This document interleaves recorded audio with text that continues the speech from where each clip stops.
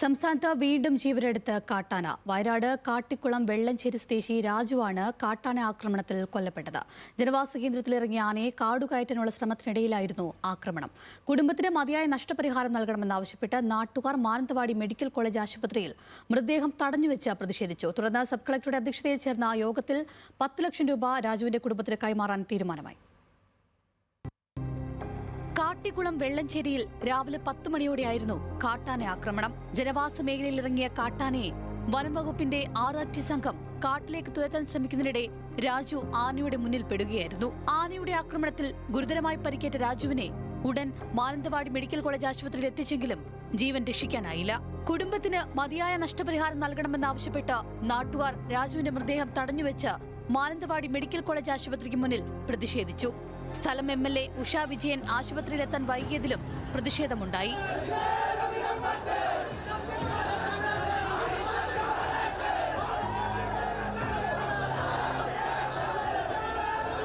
രണ്ടാഴ്ചക്കിടെയാണ് 2 പേർ വയനാട് ജില്ലയിൽ മരണപ്പെട്ടത്. എന്നാൽ ഇതിനെല്ലാം മനുഷ്യജീവന് യാതൊരു വില കൽപ്പിക്കാത്ത നിലയിലാണ് സംസ്ഥാന സർക്കാർ പെരുമാറിക്കൊണ്ടിരിക്കുന്നത്. ഇത്തരം കാര്യങ്ങൾ വരുമ്പോൾ അടിയന്തരമായി എത്താനും വിഷയങ്ങൾ പരിഹരിക്കാനുള്ള ഉത്തരവാദിത്വം സർക്കാരിനല്ലേ? അപ്പോൾ അതിനനുസരിച്ച് അവരെന്താ വരാൻ തയ്യാറാവാത്തത് എന്തുകൊണ്ടാണ്? സബ് കളക്ടർ സ്ഥലത്തെത്തി യോഗം ആരംഭിച്ചതിനു ശേഷമാണ് നാട്ടുകാർ സമരം അവസാനിപ്പിച്ചത്.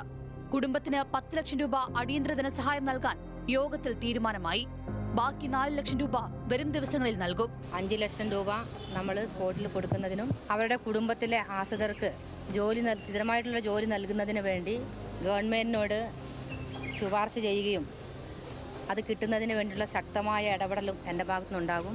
കഴിഞ്ഞ 2 ആഴ്ചക്കിടെ 2 പേരാണ് കാട്ടാന ആക്രമണത്തിൽ വയനാട്ടിൽ മരിച്ചത്. വന്യജീവി ആക്രമണത്തിൽ ഉത്തരവാദിത്തപൂർണമായ സമീപനം സംസ്ഥാന സർക്കാരിന്റെ ഭാഗത്തു നിന്നുണ്ടാവണമെന്ന് പ്രതിപക്ഷ നേതാവ് പിണറായി വിജയൻ ആവശ്യപ്പെട്ടു. വിഷയം ഉന്നയിച്ചപ്പോൾ സർക്കാർ മാറിയത് കാട്ടാനെ അറിഞ്ഞിട്ടില്ലെന്ന ലാഘവപൂർണമായ മറുപടിയാണ് വനം മന്ത്രിയുടെ ഭാഗത്തു നിന്നുണ്ടായത്. വന്യജീവികൾ ജനവാസ മേഖലയിൽ കയറുന്നത് തടയാനും തുരത്താനുമുള്ള സംവിധാനങ്ങൾ ഭരണമാറ്റത്തിനു ശേഷം ഫലപ്രദമായി വിന്യസിച്ചിട്ടില്ലെന്നും പ്രതിപക്ഷ നേതാവ് ആരോപിച്ചു. ന്യൂസ് മലയാളം, വയനാട്.